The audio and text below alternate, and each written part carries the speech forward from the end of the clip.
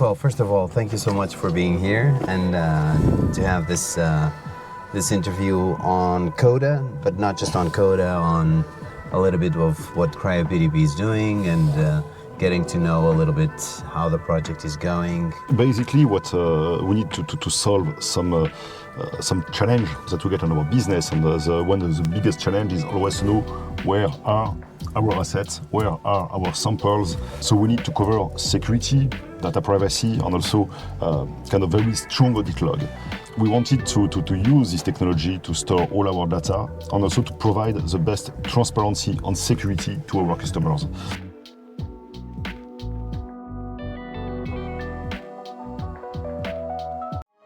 Lead with vision, inspire with innovation. Enter the genius inside.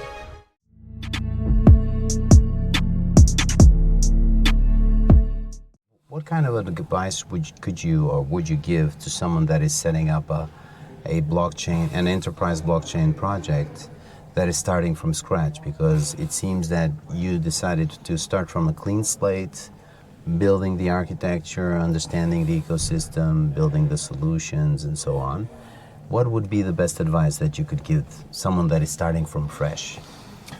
I think we shouldn't sell a technology for the technology. Mm-hmm. I mean, we shouldn't use blockchain because this is blockchain. What we need to sell is a solution. It's a purpose. Mm-hmm. And here, our purpose is mostly as a security, transparency, and data privacy. Mm-hmm. So this is how we go to this solution. We do not sell technology for technology. We sell solutions. Mm-hmm. Okay. And this is, I think, from a board perspective, from a budget perspective, then from a user perspective, actually on our case, mm-hmm. the fact that this is a Web3 solution is kind of transparent for a user.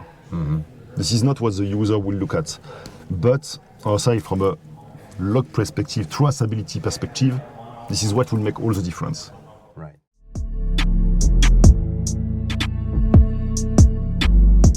How hard is to sell to a board that does not have technical background, something that is a deep tech technology or that is a deep technology that is a game changer, but it's not as visible and sometimes may have negative press from crypto, for instance? Absolutely. Now, it could, but we can see, we need to sell it really as a solution and not as a, we do crypto because we do crypto, we do blockchain because it's a hype. No, we really need to sell it for what it is bringing. And I forget what I wanted to say. But from the board perspective, we will not speak about blockchain or things like this, because indeed there is a back press. But for example, we can see, I read like now Google is using the zero knowledge technology mm-hmm. now on their wallet, if I'm not wrong, and this is something completely transparent. Mm-hmm. And at the end, even the user do not need to know what is behind, but what you need to know is this is working and this is protecting his privacy, his data. So you would sell more on business benefits rather than on how the technology is doing something that has a business benefit but maybe have other applications, or just the plain old business benefits? Absolutely. On our business, we are IT. We are not an IT company. We are IT working for a business, for services, and we are helping the services with our solutions. Mm-hmm. So what we need to sell is really an experience to the user, a result also. But then what is behind can be a black box. What is important is this is working on a day-to-day from the business perspective.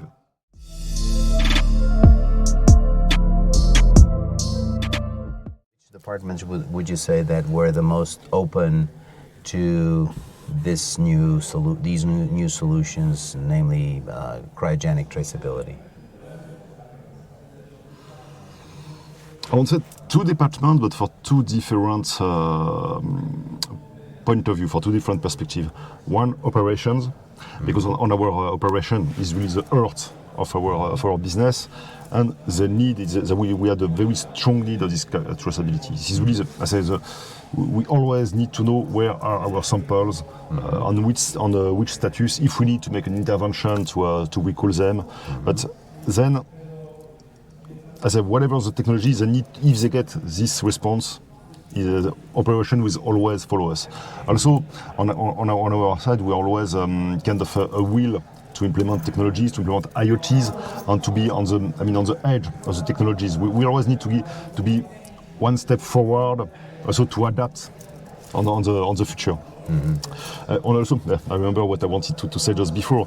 You said about the technological depth. For example, we build it also like blockchain agnostic. So that means we get a layer, a Web 2 layer, responding all the functionality, but then we are able to change our blockchain, and we are not stuck on only one technology. Mm-hmm. We are able really to change our storage if anything happens. Yeah. Then the other service which are interested is obviously marketing, because this is something it's kind of a cherry on top of the cake that we can sell to our customers. This is really the transparency of what we're delivering. It's not like we can't fake our data. We can't fake the status of our sample when we deliver it, and it's a very important, because on our case, if we fake with the status of a sample when we deliver it, I mean, we can play with the patient life. Mm-hmm. So this is very important, and this is the most important for us, to ensure that when our customer, we provide the real information at the real time. Mm-hmm. And so for the marketing, this is a big advantage. Yeah.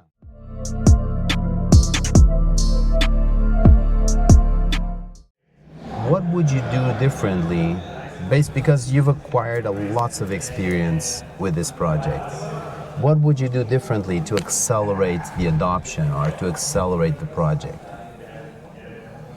Doesn't mean that it's something that you did wrong. It's something that, in some cases you were not expecting, or in some cases the level of complexity of technology was high. On our case, I mean, this solution is only a part of all our IT ecosystem, and the most challenging part was really the link with all our legacy systems.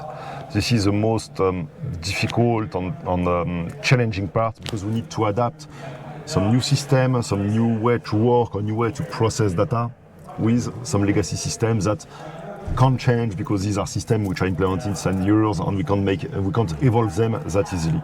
This is, I think, the biggest difficulties, but it's not inherent from a blockchain technology. It's really inherent of any IT service. When you want to implement new system or need to integrate with older system, there is always this gap between capacities. Yeah. And this is always, I feel this is always the most complicated when you are implementing a new tool. It's not the solution itself. It's really the interconnection with the existing systems. Yeah.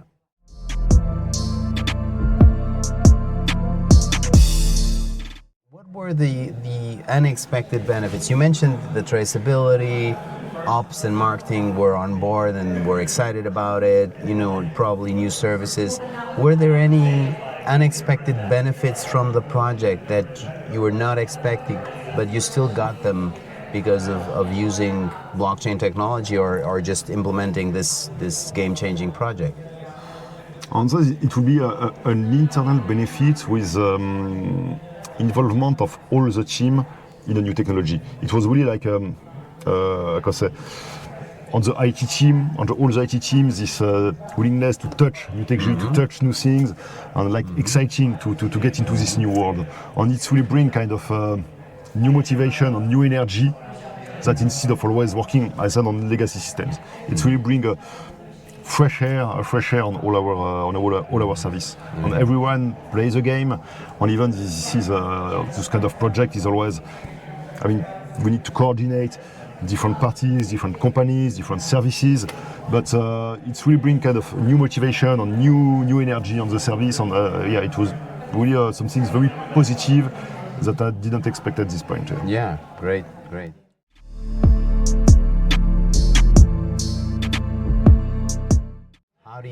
How do you see, because as you know, this is an ecosystem technology, and the moment multiple companies get connected through even different layer ones or different blockchain, let's call it topologies of blockchain solutions, it's always a benefit. So do you think that the competition still needs to, adopt more, or would you say that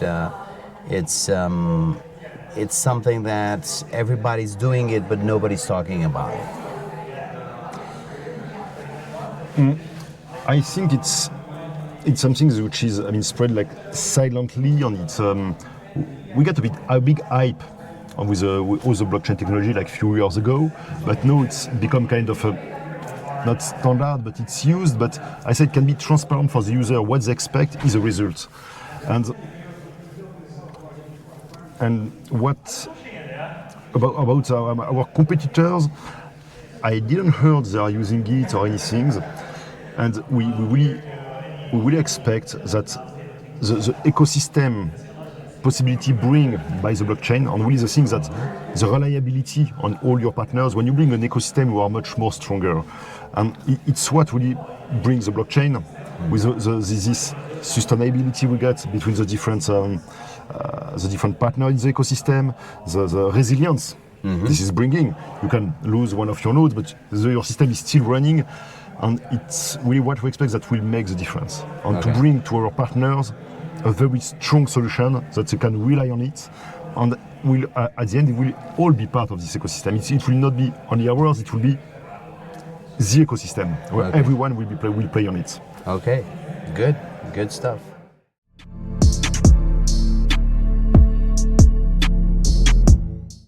No, I think we've covered a lot, and I think there's a lot of a lot of themes that we can still cover. Any comments on Coda so far? I know that this is a prequel, not a sequel of the Coda experience, but you've been in last year's Coda, and probably this year you have a different line or a different story to tell because your project has evolved so much.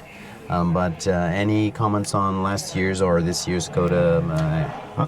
I feel like the Coda event is evolving as our solutions, and as all these kind of solutions, this new, level of technology, and actually very happy to see this type of conference growing, because it means the adoption is still here. People are continuing to using it, are more and more interested, and also more serious. We are not speaking anymore about like fashion hype or things like this. And here we can only see really real usage of this type of technology in business, in enterprise. And pretty happy to be here, and also to speak about the evolution of the project, and by myself seeing the evolution of this event. Yeah.